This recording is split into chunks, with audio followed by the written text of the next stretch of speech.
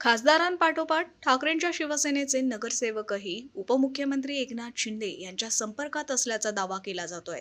जवळपास 10 ते 12 नगरसेवक हे शिंदे सेनेत जाणार अशी जोरदार चर्चा राज्यभरात सुरू होती। पण आता यामध्ये एक ट्विस्ट पाहायला मिळतोय। उद्धव ठाकरेंच्या नगरसेवकांनी एकत्र येत आपली पक्षनिष्ठा दाखवून दिली आहे। एवढंच नाही तर आपल्याला शिंदे सेनेकडून ऑफर येत असल्याचा दावाही या ठाकरेंच्या नगरसेवकांनी पत्रकार परिषदेत केलाय। सर्वप्रथम मी जाहीर करतो की कुठलाही नगरसेवक फुटणार नाही। काल आम्ही आयुक्तांना निवेदन देण्यासाठी आमचे जवळजवळ 13 नगरसेवक त्या ठिकाणी उपस्थित होते। सर्व नगरसेवक सोबत आहेत। एकही नगरसेवक फुटणार नाहीये। या फक्त कुठेतरी अफवा आणि एक मिसअंडरस्टँडिंग नगरसेवकांमध्ये केली जाते की ठाकरे गटाचे 12 नगरसेवक फुटणार, मग लगे आम्ही एकमेकाकडे संशयाच्या नजरेने बघू, असं हे त्यांचं प्लॅनिंग आहे। कुठलाही नगरसेवक फुटणार नाही आणि शिंदे गटात जाणार नाही। आपण नेमकं कोण पसरवत आहे? शिंदे गटावाले ज्यांना पुढे भविष्यात उपमहापौर व्हायचे, कोणाला कुठली संधी हवी असेल तर त्यांच्यामध्ये एक सौदा झालाय की तुम्ही ठाकरे गटाचे 10 नगरसेवक पुढून आणा, मी तुम्हाला उपमहापौर करतो, असं त्यांना वरतून सांगितलं जातं। त्याप्रमाणे त्यांनी एजंट नेमलेले आहे आणि तो एजंट आमच्या प्रत्येक नगरसेवकाला भेटायला जातो आणि त्यांना सांगतो नगरसेवकांना की आम्ही तुम्हाला प्रभागाला 5 कोटी निधी देऊ, विकास निधी, आणि तुम्ही शिंदे गटात प्रवेश करा। पण या सर्व नगरसेवकांनी जो कोणी भेटायला आले असेल तो सर्व वरिष्ठांना कळवत आहेत। त्यामुळे कुठलाही नगरसेवक फुटणार नाहीये। आम्ही सर्व एक सोबत आहोत। एजंट कोण आहे नेमका? एजंट कोण आहे? त्याचं नाव तुम्ही सांगत नाही जेणेकरून सगळ्यांना कळेल की हे एजंट आहे।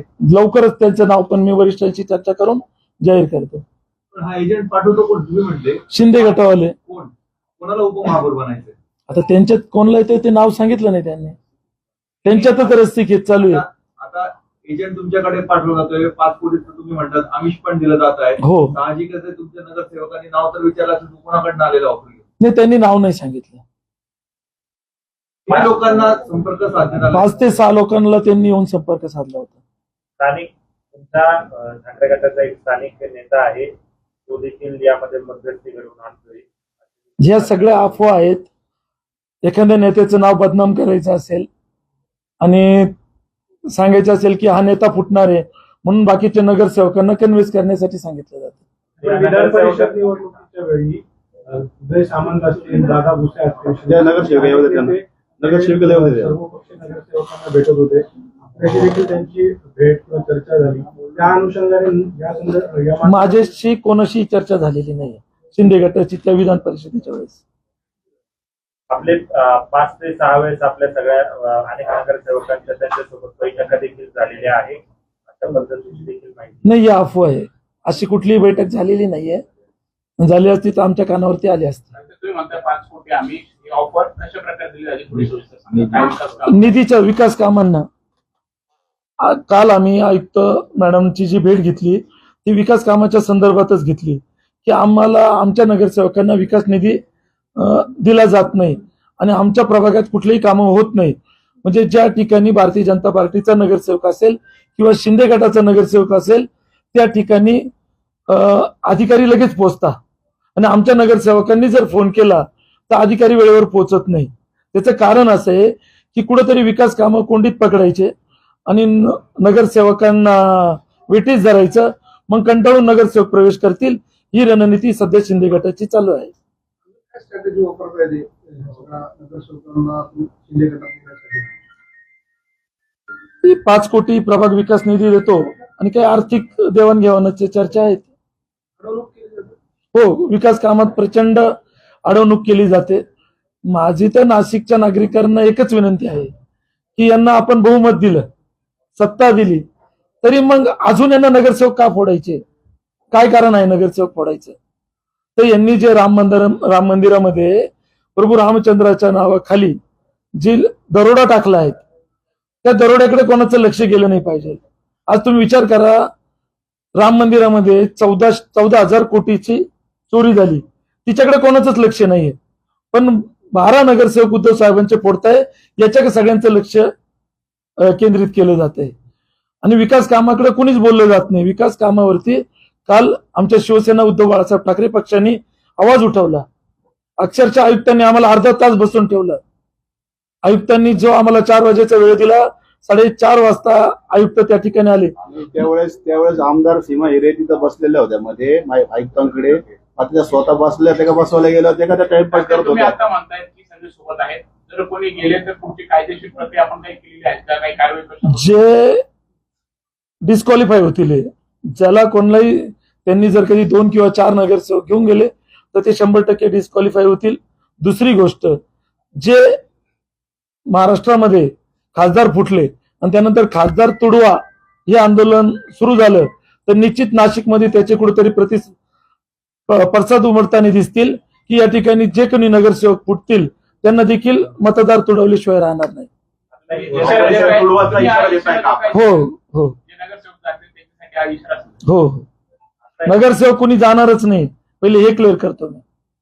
ज्याला जायचं असेल ते राजीनामा द्यावा, कारण ते मशाल्या चिन्हावर निवडून आलेले. लक्षात घ्या. आदरणीय बाळासाहेब ठाकरे यांच्या विश्वासावर आणि यांच्या विचारांवर चालणारी ही आपला जो हा पक्ष आहे, याच्यात नगरसेवक फुटणारच नाही. त्यानंतरही हा शब्द देतो आम्ही सगळे. आणखीन एका द्या, आपण या सगळ्या संदर्भात वरिष्ठांची काही चर्चा केलेली आहे का, किंवा आपल्याला कोणी संपर्क साधला होता का? सकाळीच मी हा जो प्रकार सकाळीच कानावरती आला तर मी माननीय खासदार संजय राऊत साहेब यांच्या कानावरती घातला आणि त्यांच्याशी चर्चा केली. आणि चर्चा केल्यानंतर त्यांनी सांगितलं की तुम्ही सर्व नगरसेवक एकत्र येऊन पत्रकार परिषद घ्या. सगळे नगरसेवक तुमच्या सोबत आहे आता, हो, शेवटपर्यंत तुमच्या सोबत राहतील एका शेवट. आम्ही नगरसेवक सांगतो ना सर्व. आम्ही सगळेजण तुम्ही प्रत्येक नगरसेवकाला विचारा ना. या ठिकाणी निवडणुका आम्हाला त्यावेळेस आम्ही लढल्या, त्यावेळेस लोकांनी भरभरून मतांनी आम्हाला निवडून दिलंय. आपण बघताय सत्ताधाऱ्यांना नगरसेवक निवडून आणायला किती, आपण त्याला काय म्हणतोय, सगळं सामदाम दंडभेद किती वापरावं लागलं तरी जनतेने आम्हाला निवडून दिलंय. त्यामुळे आज सर्व नगरसेवक आम्ही या ठिकाणी एकनिष्ठ मातोश्रीशी आहे राहू. साहेबांची लवकरच भेट. केशव भाऊ, आपण म्हटलात की 5 ते 6 नगरसेवकांशी संपर्क साधला. आता तुमचे सर्व नगरसेवक आहेत, यापैकी कोणाकोणाशी संपर्क साधला?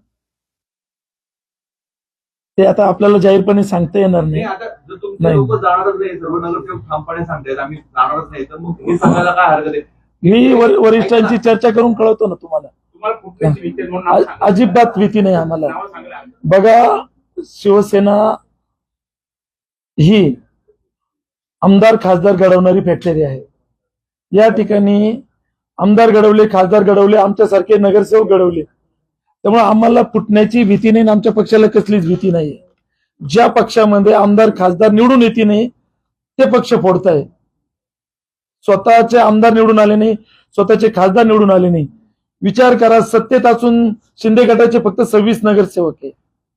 साम दाम दंड भेद सगळा वापर करून, सगळी रसद पुरून, आणि तरी त्यांना आमचे नगरसेवक पाहिजेत असेल तर हे त्यांचं दुर्दैव आहे की ते त्यांचे नगरसेवक निवडून आणू शकत नाहीये. फक्त पैशाचा आमिष द्यायचा, विकास कामाचा आमिष द्यायचा, आणि आमचे कामं कुठेतरी अडवले जातात. आज आमच्या नगरसेवकांच्या प्रभागात खड्डे देखील बुजवले जात नाहीये.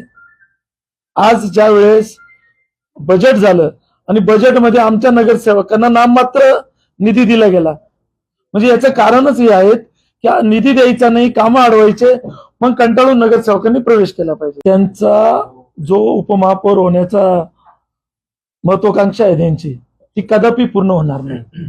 त्यांची इच्छा पूर्ण होऊ शकत नाही कदापि.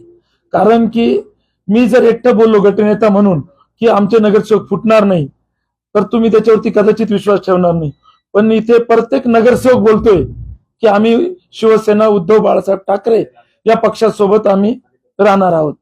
तुम्ही प्रत्येक नगरसेवकाशी वैयक्तिक बोला, तुम्हाला प्रत्येक नगरसेवक सांगेल की आम्ही पक्ष सोडणार नाही. या पार्श्वभूमीवर वरिष्ठ नेते कशी दखल घेतात? कोण येणार आहे? 2च दिवसामध्ये संजय राऊत साहेब इथं येत आहे नाशिकमध्ये, उद्या मिरलेकर आहे. आणि उद्या मिरलेकर साहेब येत आहे.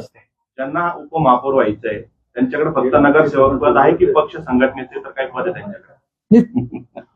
ज्यांना उपमहापौर व्हायचे ते शिंदे गटाला विचारा ना तुम्ही, त्यांना त्यांना व्हायचंय उपमहापौर. त्यांचा पार्ट आहे. आमच्यात नाही कोणाला उपमहापौर व्हायचंय. म्हणतोय मी, मग ते- ज्या इच्छुक लोकांनी तुम्हाला 4-5 नगरसेवकांना संपर्क साधला, हम्म. त्यांच्याकडे केवळ नगरसेवक पद आहे की त्यांच्या पक्षाचं इतर कुठलं संघटनेचं कळेल, लवकरच सांगतो तुम्हाला ते. नावानिशी जाहीर करणार आम्ही. त्यांचा एजंट कशासाठी येतोय की त्याला स्वतःला स्वीकृत व्हायचंय.